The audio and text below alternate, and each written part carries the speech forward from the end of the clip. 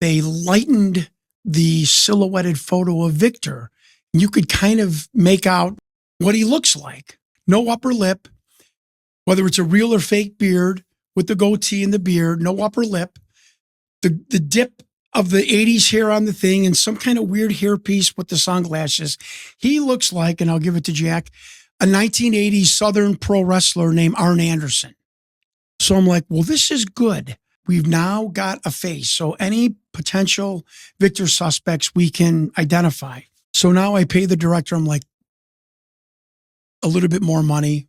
Can you give me a first name? He's like, well, he showed me a social security card that was tattered, not a driver's license. So I'm a little suspect. And it said Stanton, but never call him Stan. Don't ever make that mistake. And I'm like, oh, his name is Stan. Thank you. I thought that was code.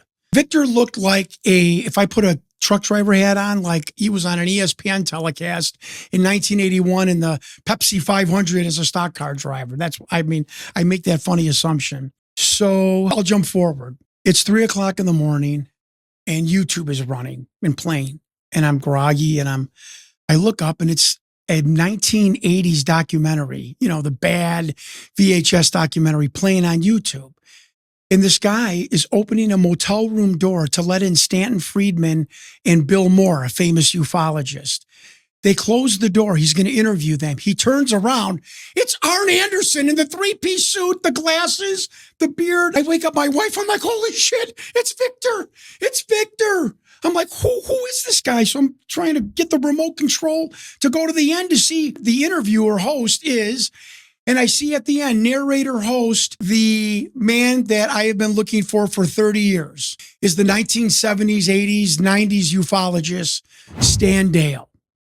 That's who Victor is. That's who Victor is. And I will show Jack the side by side. It is like, my wife's like, you're kidding me, right? Like, this is so obvious. With the hair dip, with the bad striped tie, with the suit. He's got a website. He's still alive. I've heard of this guy before. I just never thought Stan from the 70s. So in the 2008 documentary, he talks about the end of the world, religion, the earth being bathed by sun, cosmic rays. He is hammering this in his 2008 documentary, and he's saying that he's dying in the 2008 documentary. But he says, when I die, my lawyer will tell the world who I am.